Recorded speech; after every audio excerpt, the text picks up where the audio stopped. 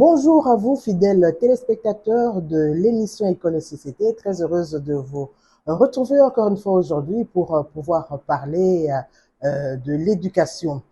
La mode peut être un reflet des aspirations et des valeurs d'une société. Elle est également un moyen pour les individus de, de, de, de se démarquer et de s'affirmer. C'est au fait un art, hein, c'est au fait un art. Alors aujourd'hui, nous allons justement parler de la mode.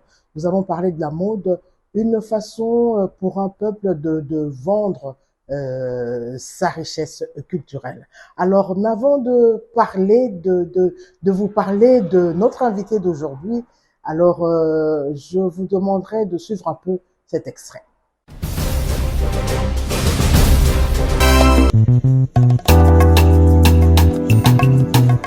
Wally Timera, Issa Isaka,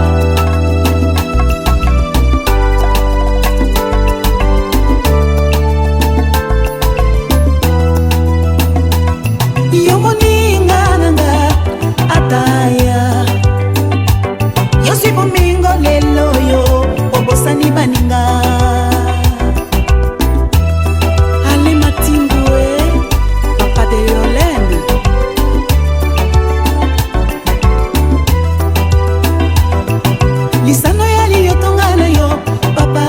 Moko mokili eza ngomba matalobi na simoko kita Eliezer Ouda Studio Bogolo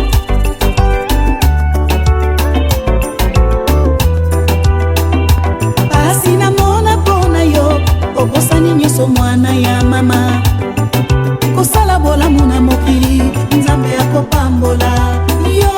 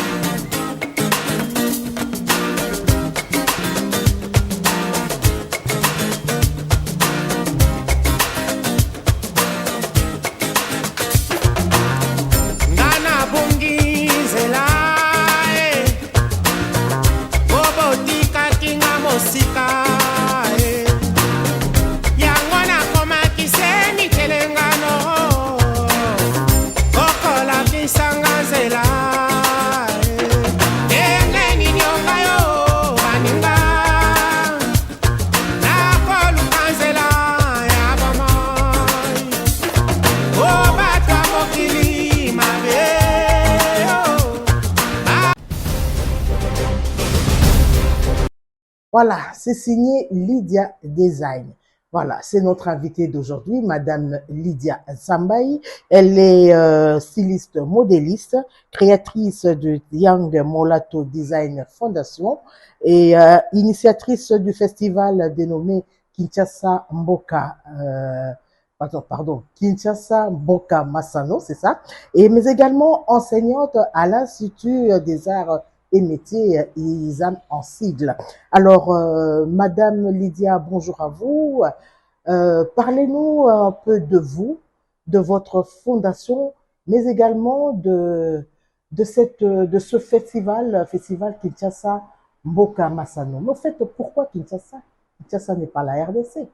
Je suis CEO de la fondation Young Molato Design qui œuvre dans le secteur de la formation des jeunes, dans les métiers de la mode évidemment, du stylisme de mode, mais aussi dans un secteur humanitaire. Donc nous sommes à cheval entre l'humanitaire et la formation. Et la fondation Young Molato Design est responsable d'un événement que nous avons appelé Kinshasa Mboka Masano. Alors pourquoi Kinshasa Mboka Masano? Kinshasa parce que c'est vraiment notre cible, c'est la ville de Kinshasa. Mboka parce que c'est le pays. Et Masano, ce sont les activités. Donc différentes activités où ils ont cadré dans le secteur de la mode. Donc c'est un peu ça.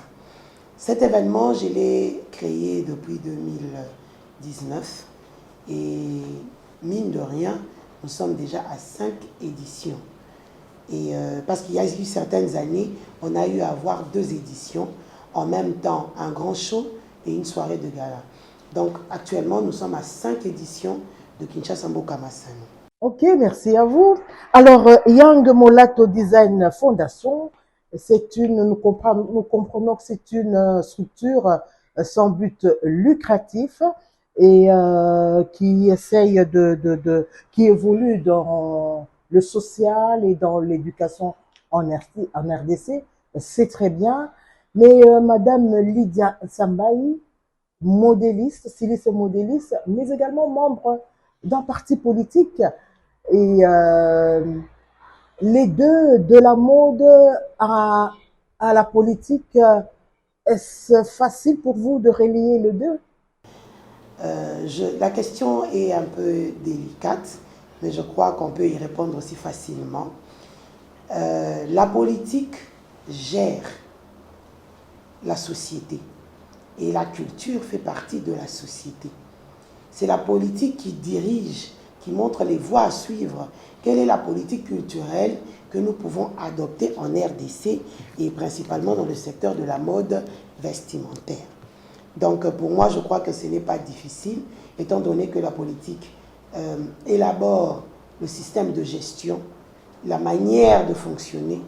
C'est tout à fait normal qu'on puisse en même temps être politique, c'est-à-dire chercher à être dans la prise de décision pour le secteur de la culture.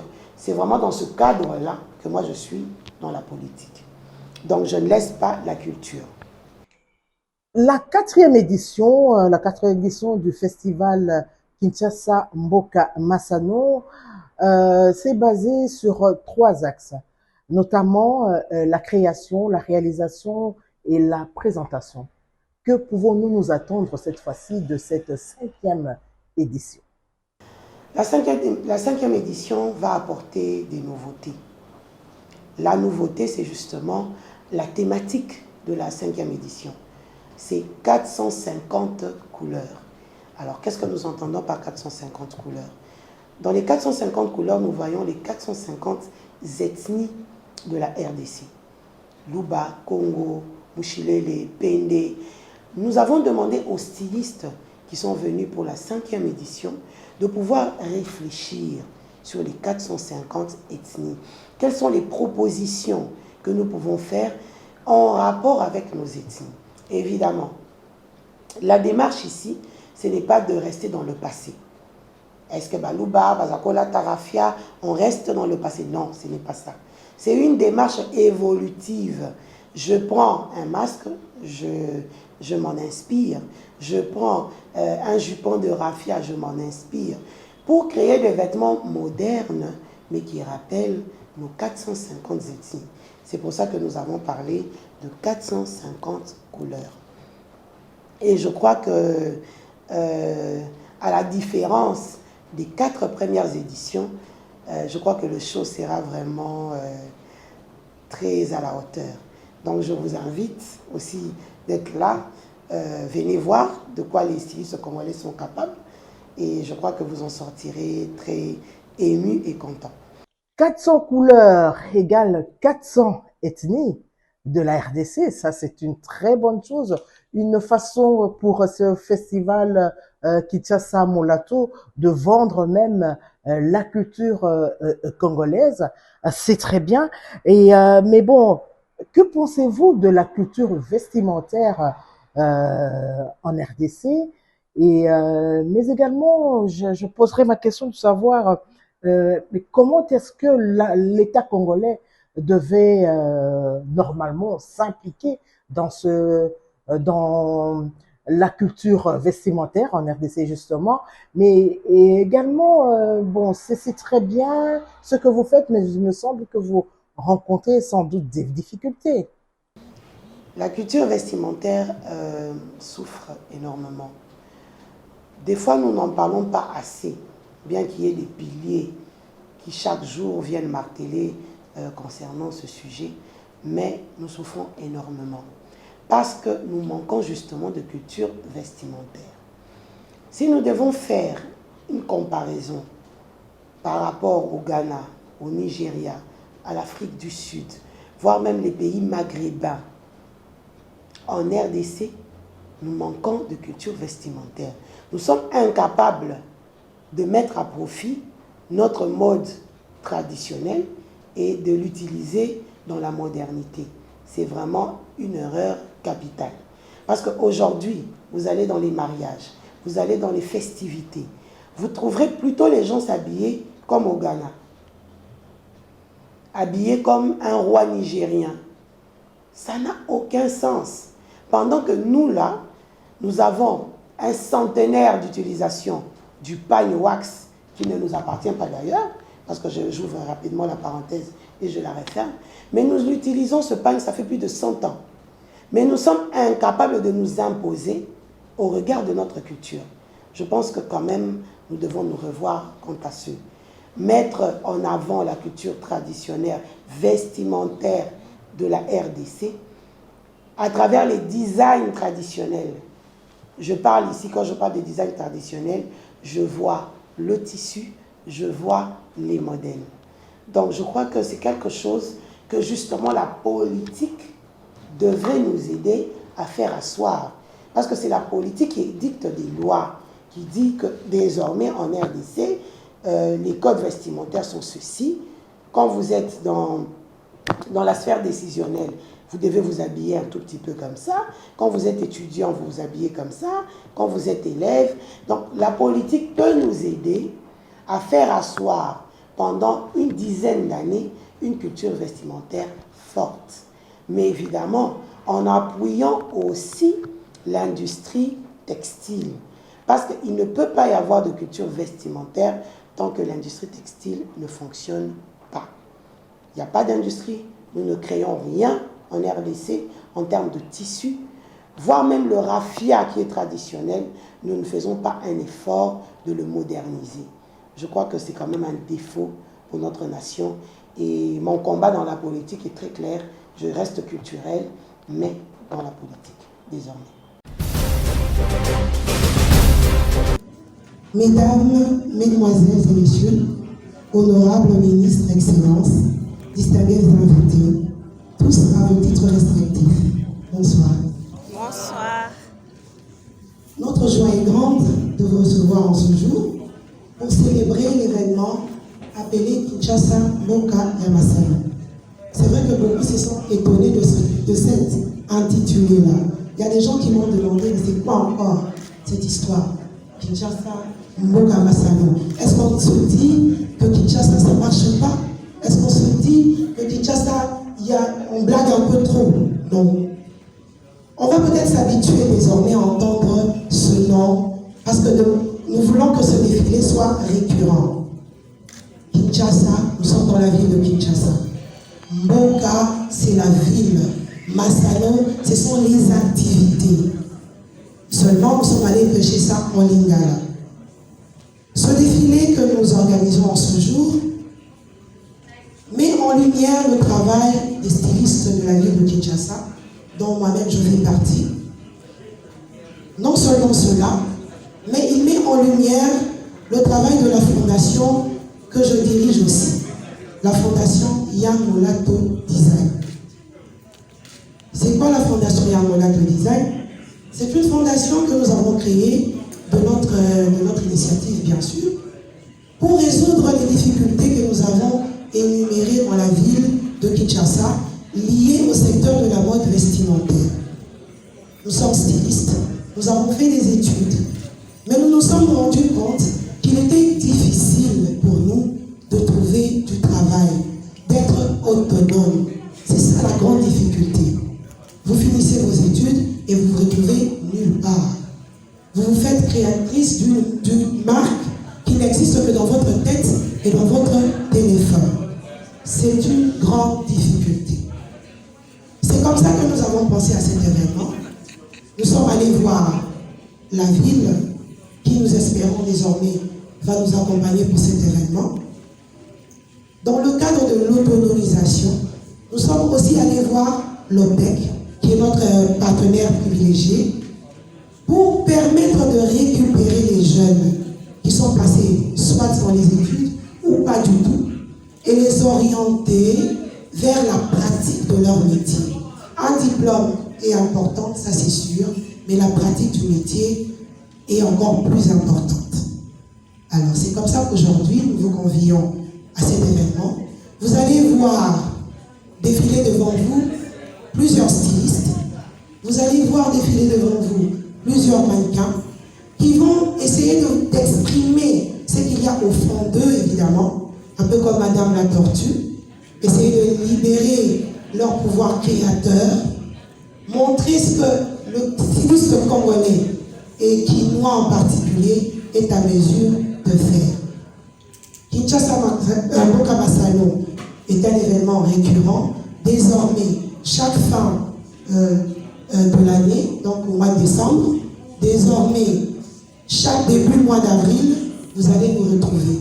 Et nous essayons et nous espérons qu'au fur et à mesure, le Congolais va donner un peu de chance aux autres couturiers, aux stylistes congolais, parce que nous avons besoin que vous nous consommiez. Arrêtez d'aller voir ailleurs. C'est vrai que nous n'avons pas les meilleures techniques, c'est vrai que nous n'avons pas les meilleurs outils, mais nous avons de la pêche et nous avons de l'imagination créatrice à revendre. Mon ami Gaël, Iloïdjo, ya.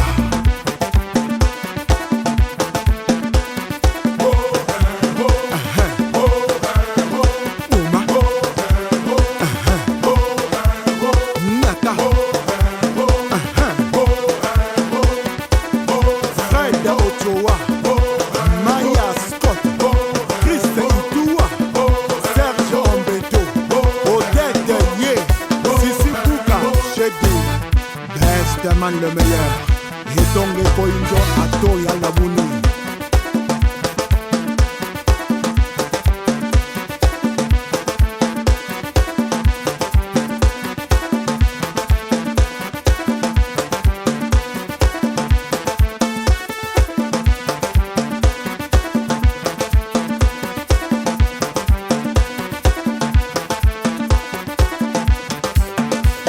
Et Dingoma Tikulu menga meto Tatu Shimba Kananzi Tikulu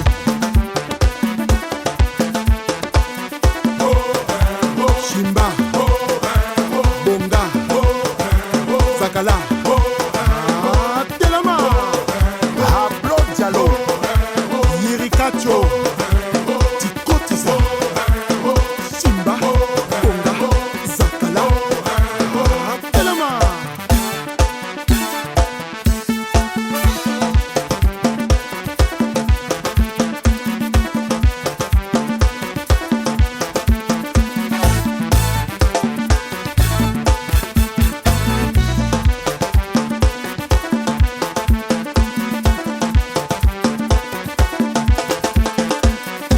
bozalaki kozela biso epai bomesana kozela tochange tokomi na bokoko bokolanda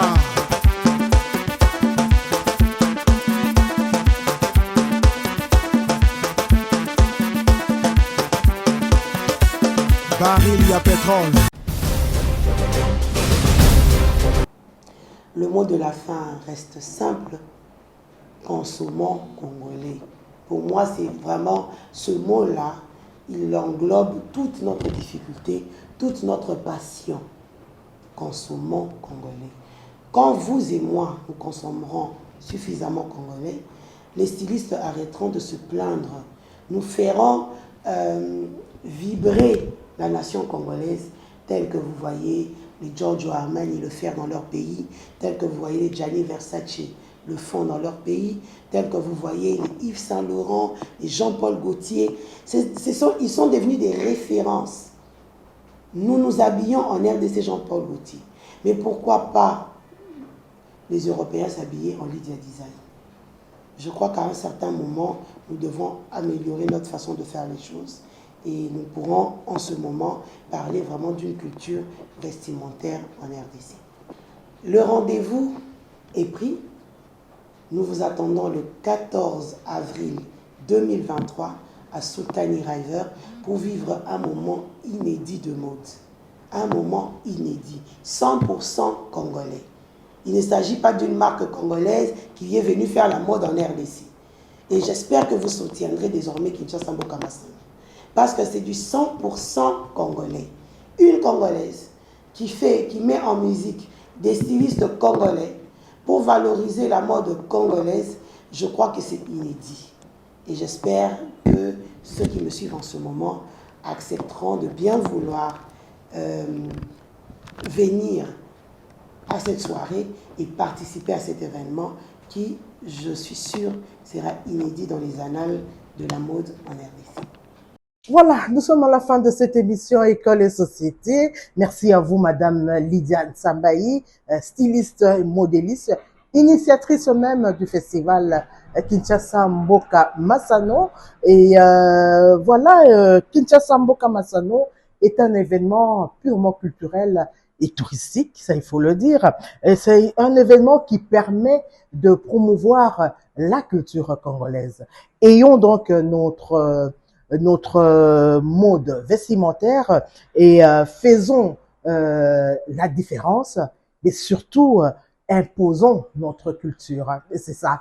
Alors, merci encore une fois à Madame Lydia Nsambayi pour avoir bien voulu nous parler un peu de ce festival Kinshasa Mboka Masano, mais surtout de la mode. Et merci à la grande équipe technique d'aujourd'hui. La rediffusion de ce numéro, vous l'aurez le dimanche à 12h. Et nous allons nous retrouver le vendredi prochain à 17h avec un autre numéro d'École et Société. Mais le vendredi 14 avril, prenez donc rendez-vous à l'hôtel Sultani avec le festival Kinshasa Mboka Masano. Au revoir.